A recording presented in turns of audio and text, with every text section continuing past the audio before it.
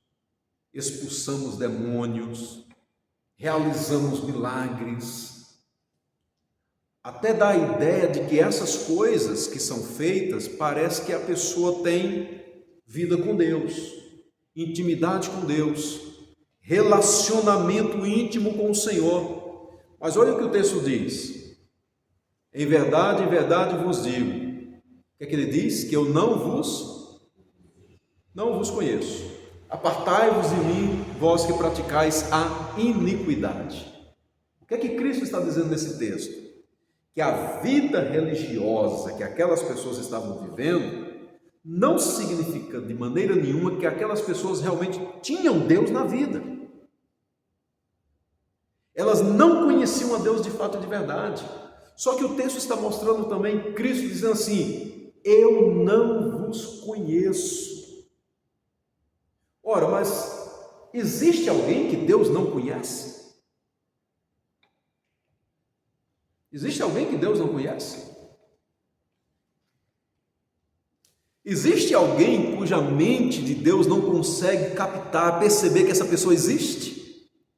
Existe alguém que Deus não conhece os pormenores da vida? O salmista Davi, no Salmo 139, diz que o Senhor conhece de longe os nossos pensamentos. A palavra nem chega na nossa boca e o Senhor já conhece toda.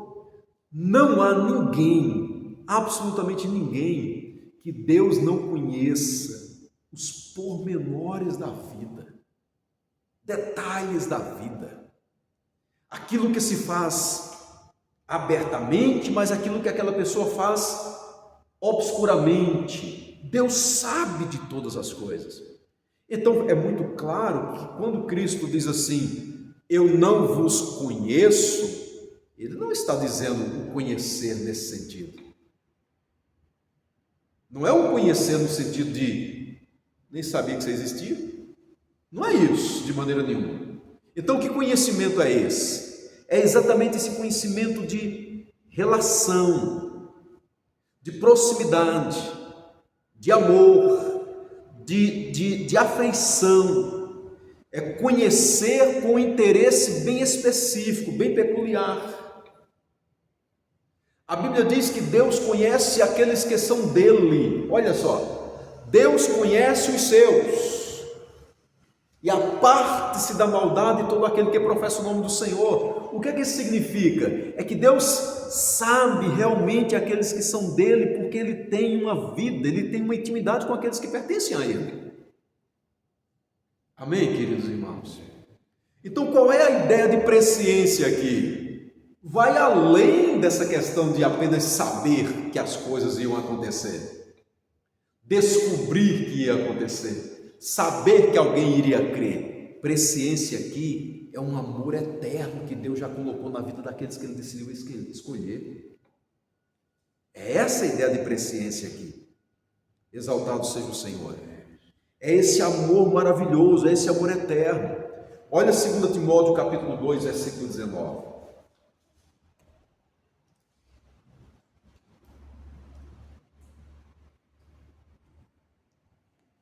Entretanto, o firme fundamento de Deus permanece tendo este selo: o Senhor conhece o que lhes pertence, e mais, aparta-se da injustiça todo aquele que professa o nome do Senhor. Amém? O Senhor conhece aqueles que lhe pertencem, porque são dele, vivem com ele. Bendito seja o Senhor por isso. Compreendido então, queridos, essa ideia de presciência? Compreendido? Se você pegar apenas literalmente o significado da palavra, vai chegar àquela conclusão de conhecer antes, saber antes. Mas a presciência é isso, é um relacionamento antes. Isso significa o quê? Que lá na eternidade, como a gente chama de eternidade passada, quando Deus o Pai decidiu nos escolher para a salvação em Cristo Jesus e nele, em Cristo Jesus e por meio de Cristo, desde aquela época ele já colocou um amor especial sobre a vida daqueles que são eleitos. Ele já os conhecia de forma amorosa. Exaltado seja o Senhor. O amor de Deus por nós não começou em um determinado momento da nossa existência nessa terra. Antes mesmo de qualquer outra coisa, Ele já nos amava. Com amor eterno eu te amei. Exaltado seja o nome do Senhor. Esse amor maravilhoso. Olha que palavra poderosa para os irmãos eleitos, forasteiros da dispersão. Olha que palavra poderosa para aqueles irmãos que estavam sendo acusados de traidores em relação ao Império Romano. Odiados por tudo e por todos naquela época. Pelo Império Romano, pelas autoridades romanas, pelo povo romano, por muitos judeus, líderes religiosos judeus. Olha que palavra de conforto e de esperança aqueles queridos irmãos estavam recebendo. Eles estavam ouvindo a palavra de Deus dizendo assim: olha, Deus decidiu escolher vocês e Ele tem um amor eterno por cada um de vocês. A perseguição teve um início, mas o amor de Deus por vocês já começou bem antes. O ódio que o mundo tem por vocês não pode ser de maneira nenhuma medido ou comparado com o amor que Deus tem por cada um de vocês. Aleluia. Sabe, irmãos, às vezes a nossa atenção se concentra muito no sofrimento que a gente passa. A gente vê mais o sofrimento. É comum a gente contemplar mais a dor e esquecer o amor. A gente olha para o sofrimento que a gente passa por amor a Cristo. E se a gente ficar focado somente nesse sofrimento que a gente vive, que a gente passa, a nossa vida pode até terminar sucumbindo em desespero. Mas é nesses momentos em que a gente tem que olhar para a nossa eleição e dizer: olha, o sofrimento que eu passo nada se compara com o amor que Deus tem por mim. Amém? Falando sobre o futuro, o apóstolo Paulo diz: para mim tenho por certo que as aflições desse tempo presente não podem ser comparadas com a glória que em nós há de ser revelada. Aleluia. O que Deus tem para nós é maior, infinitamente maior, do que toda dor, toda luta e todo sofrimento que a gente passa nessa terra. Diante do sofrimento, traz a memória para o passado, para um tempo em que a gente só consegue entender mediante as Sagradas Escrituras, e diz assim: obrigado, Senhor, porque em Cristo Jesus o Senhor decidiu me escolher, sem olhar nenhum mérito meu, porque realmente não existe nenhum mérito, tão somente uma escolha da sua maravilhosa graça. Exaltado seja o Senhor. Contempla isso. Voltando aqui para Pedro, no versículo 2 ele diz: eleitos segundo a presciência de Deus Pai. E aí ele agora coloca mais uma pessoa da Trindade, em santificação do Espírito. Então, qual é a pessoa responsável pela eleição? É o Pai. É o Pai. Mas quem vai trabalhar para que essa eleição um dia se traduza em salvação na vida do eleito? É o Espírito Santo. É a terceira pessoa da Trindade. O Pai elege, mas o Espírito Santo convence. O Espírito Santo atua no mundo e ele vai convencer exatamente aqueles em que o Pai, desde a eternidade, decidiu chamar para si, eleger para si. A eleição é do Pai, mas ela se concretiza em relação à salvação na vida dos eleitos pela ação soberana do Espírito Santo. Exaltado seja o Senhor. Existe uma frase de Martinho Lutero que é assim: por minha própria razão ou por minhas próprias forças, não posso crer em Jesus Cristo nem ir a Ele. Lutero falou isso. Por minha própria razão ou por minhas próprias forças, não posso crer em Jesus Cristo nem ir a Ele.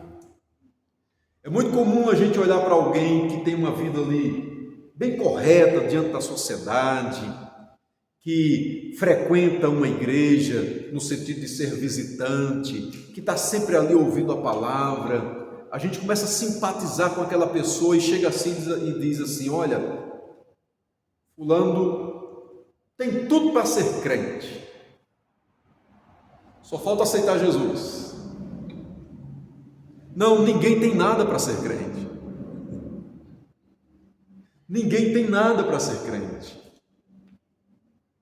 Porque ser crente não é simplesmente adotar um estilo religioso, é ser salvo, e ninguém tem nada para ser salvo. Não há justiça própria, não há fé própria, não há arrependimento que venha por si só, ninguém tem nada. Paulo diz que todos nós estávamos mortos em nossos delitos e pecados, e morto não tem nada, morto não tem nada. Assim é que éramos. Você olha para o jovem rico: Senhor, o que devo fazer para ser salvo? Né? Talvez eu dissesse: esse aí tem tudo para ser crente. Olha a vida do homem: não matarás, não roubarás, não furtarás, não dirás falso testemunho, honra teu pai e a tua mãe. E a resposta daquele homem foi: tudo isso eu estou fazendo já tem tempo demais. Desde a minha juventude eu faço essas coisas. Talvez eu dissesse: tem tudo para ser crente. Mas Jesus Cristo disse: ainda te falta uma coisa. Não tem, irmãos. A nossa justiça não pode ser levada em conta para a nossa salvação. Os nossos mais perfeitos atos de justiça são como trapo de imundícia quando comparado à justiça do Senhor. Por minha própria razão ou por minhas próprias forças, não posso crer em Cristo Jesus nem ir a Ele. Então, por que nós cremos? Por que nós fomos? Por que naquele dia, que talvez você lembre da data, você foi? Por que você creu? Por que você disse: eu quero Jesus como Senhor e Salvador da minha vida? Por que naquele dia você disse: sabe uma coisa, estou disposto ou disposta a partir de agora mudar de vida, quero Jesus, eu quero Jesus? Por quê? Porque o Espírito Santo é quem fez isso na sua vida, na minha vida e na vida de todo pecador. Quando esse pecador se arrepende, só se arrepende porque há uma ação do Espírito Santo. Aleluia. Lutero disse isso: por minha própria razão e minhas forças eu não consigo. Jesus Cristo disse assim: todavia digo-vos a verdade, que vos convém que eu vá, porque se eu não for, o Consolador não virá a vós. Mas quando eu for, vos-lo enviarei. E quando ele vier, convencerá o mundo do pecado e da justiça e do juízo.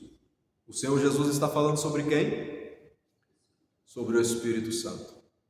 Quando ele vier, convencerá o mundo. É ele quem tem esse papel. É ele quem realiza essa obra na terra. É ele quem convence o mundo do pecado, da justiça e do juízo. Do pecado, porque não creem em mim. Olha o que Jesus Cristo falou.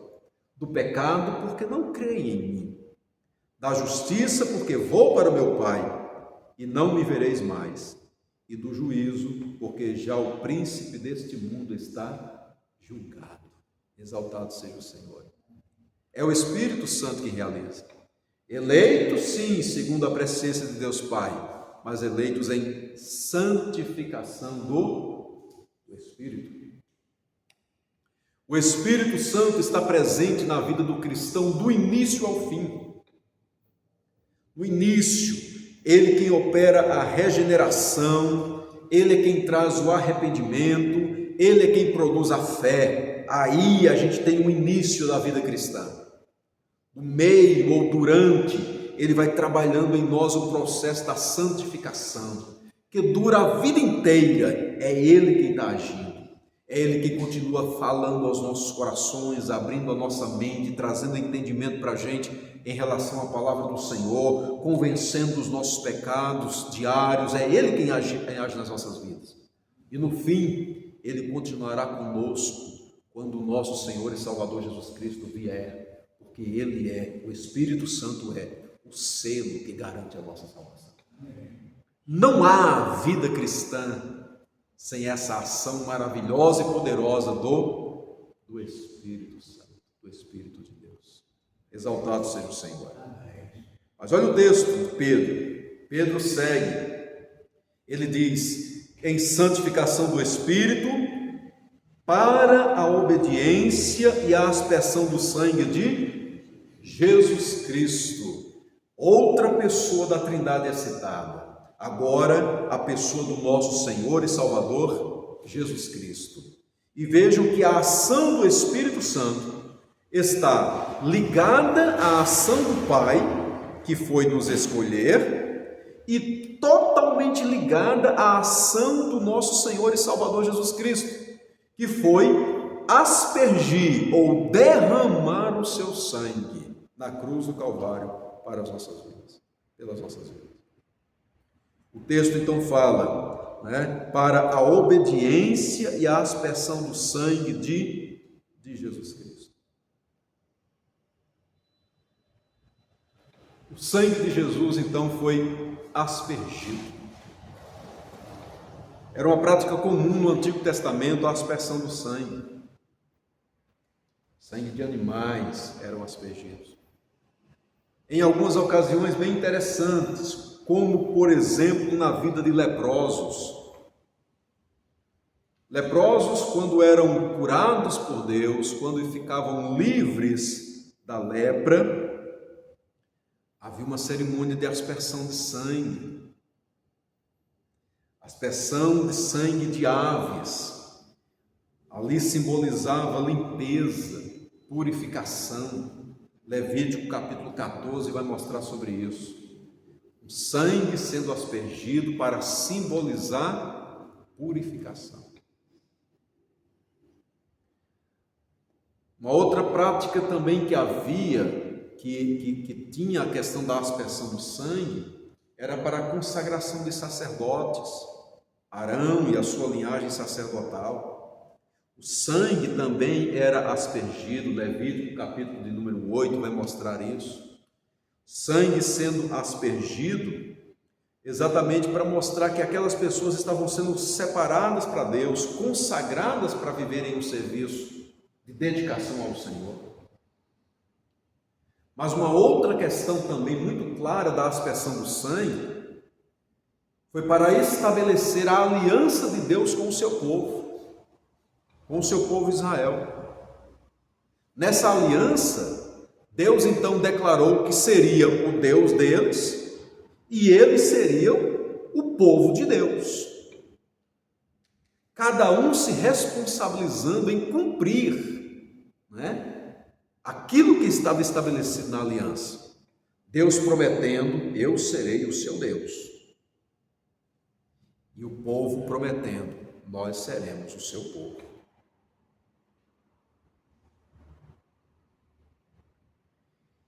E uma das questões interessantes nessa aliança é que o povo precisava revelar o seu compromisso com Deus em relação a essa aliança através da obediência.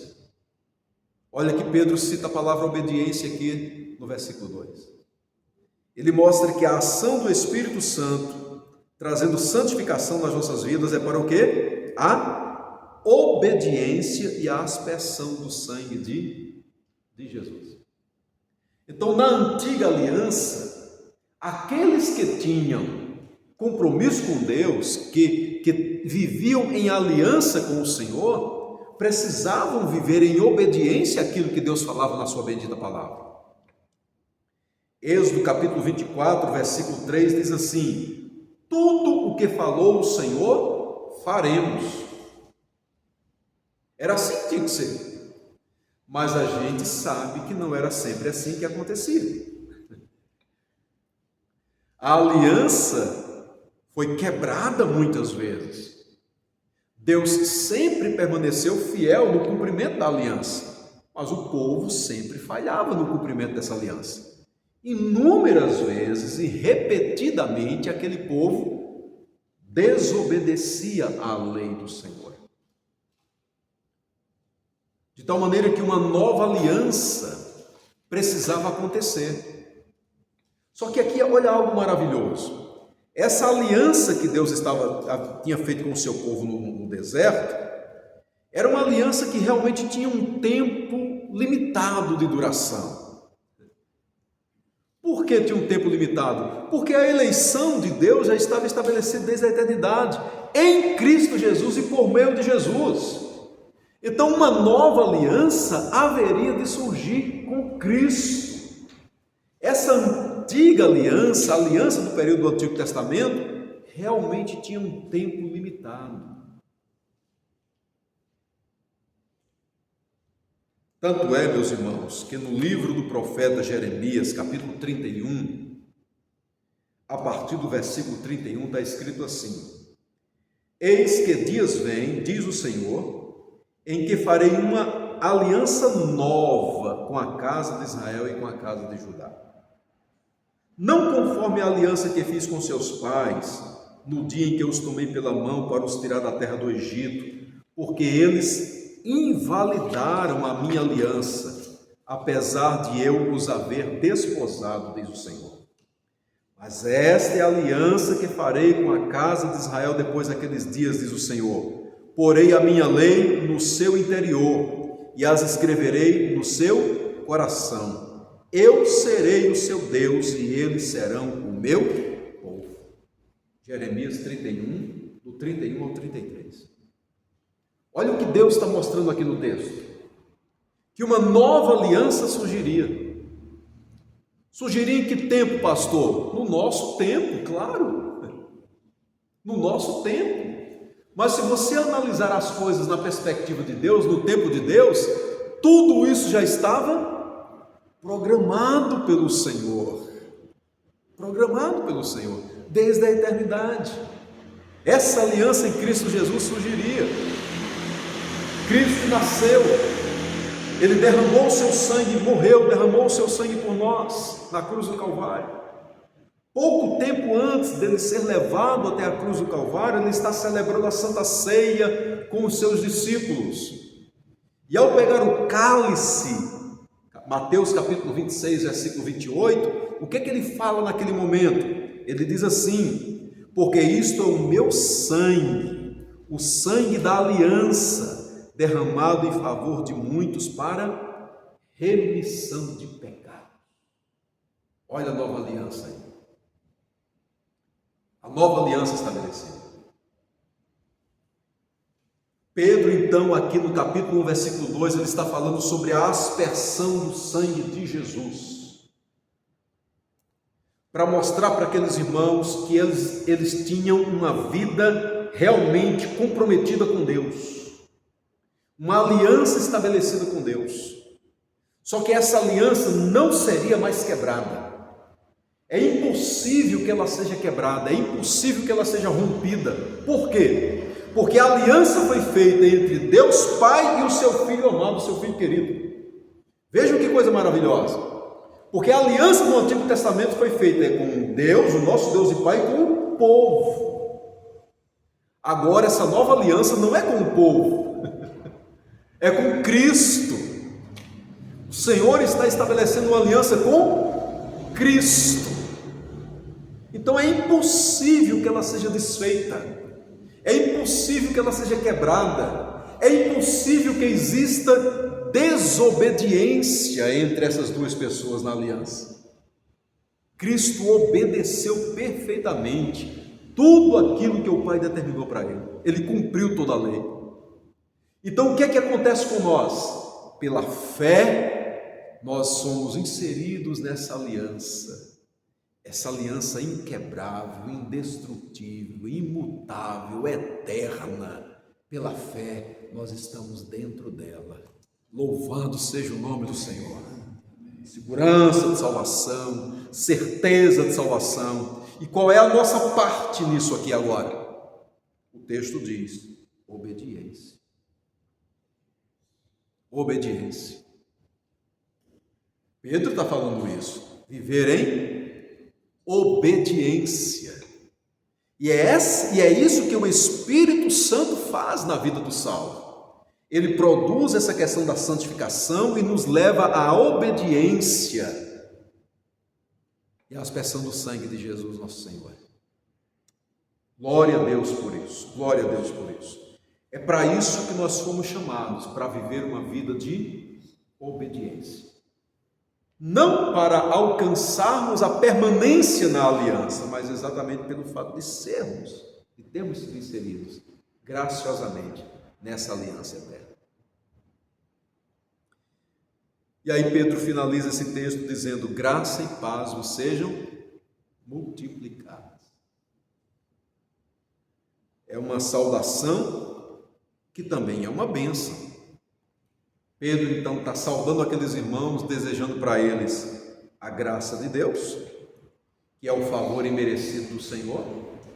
E o que a gente tem nesse texto desde o início é exatamente a graça de Deus, o favor imerecido, desde a eleição, a santificação do Espírito, a aspersão do sangue de Jesus, tudo é pela graça.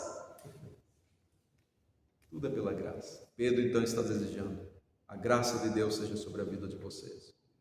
Mas ele também diz: paz. Paz vos sejam multiplicadas. Multiplicadas. A Bíblia diz que nós temos paz com Deus, mediante Jesus Cristo, nosso Senhor. A aspersão do sangue de Jesus trouxe para a gente isso. Paz com Deus. Perdão dos nossos pecados. Amém, queridos?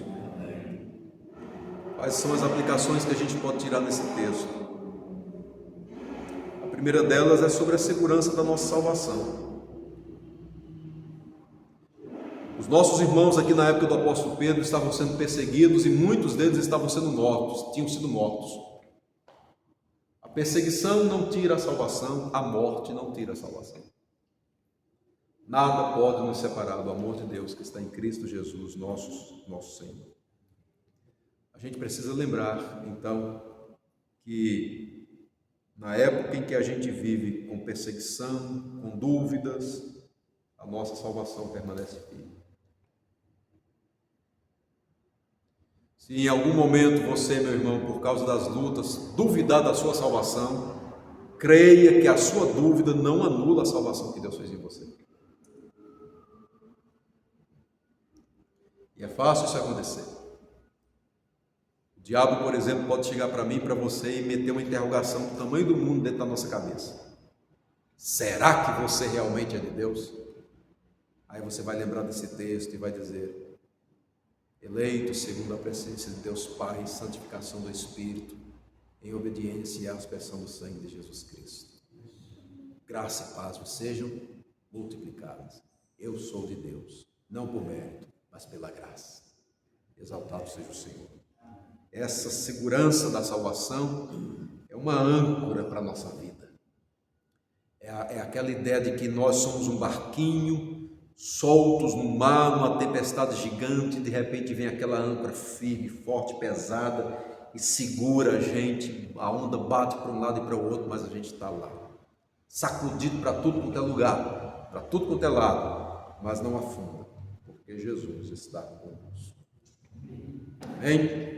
A segunda aplicação que a gente tira, meus queridos, é a ideia bíblica da santificação realizada pelo Espírito Santo. A eleição é um privilégio. Sim, é um privilégio. Porque a gente diz assim: o que há em mim, Senhor, para que o Senhor tenha decidido me escolher? E a resposta é: não é mérito, não é nada, foi a livre vontade de Deus. Mas, ao mesmo tempo em que é um privilégio, traz para a gente uma grande responsabilidade de viver em santidade. Por isso a gente precisa examinar as nossas vidas e ver se nós estamos produzindo os frutos necessários para a glória de Deus. viver em santidade, produzir os frutos de Deus nas nossas vidas. Amém? E por fim, uma outra aplicação bem relacionada com a questão da santificação é a necessidade de vivermos em obediência. O próprio texto sagrado fala para a obediência à aspersão do sangue de Jesus Cristo. Irmãos, a eleição não anula a nossa responsabilidade. Há pessoas que acreditam que pelo fato de serem eleitas, agora não tem nenhuma responsabilidade de viver uma vida correta diante de Deus. Eleição divina não anula a nossa responsabilidade. Nós somos chamados para viver de acordo com a vontade do Senhor. A eleição não é desculpa para alguém viver em pecado. Não é. Pelo contrário, a eleição é incentivo para a gente viver em santidade e em obediência na presença de Deus. Amém? Então, a gente não pode usar a eleição, a doutrina da eleição, como uma desculpa para viver uma vida cristã parada, inerte. Não, eu sou eleito, nada de ruim em relação à salvação vai acontecer comigo porque sou eleito, então eu vou viver a minha vida espiritual aí, quietinho no meu canto, paradão aqui sem fazer nada. Eleição divina não é incentivo para a inércia espiritual. Basta a gente abrir a Bíblia e começar a ler que a gente percebe isso. Acho que quem pensa dessa forma, de que a doutrina da eleição é motivo para viver parado, talvez esteja precisando abrir a Bíblia e ler esse texto com as lentes de Deus, e não as lentes da teologia errada. Porque de capa a capa a gente vai ver Deus dizendo assim: levanta e faz, levanta e age, levanta e trabalha. A eleição não é de maneira nenhuma chamado para a gente viver parado, sem realizar a obra do Senhor. A gente tem que se comprometer com Deus, mesmo porque quando a gente se compromete com Deus, nós estamos mostrando na nossa própria vida que Deus nos elegeu.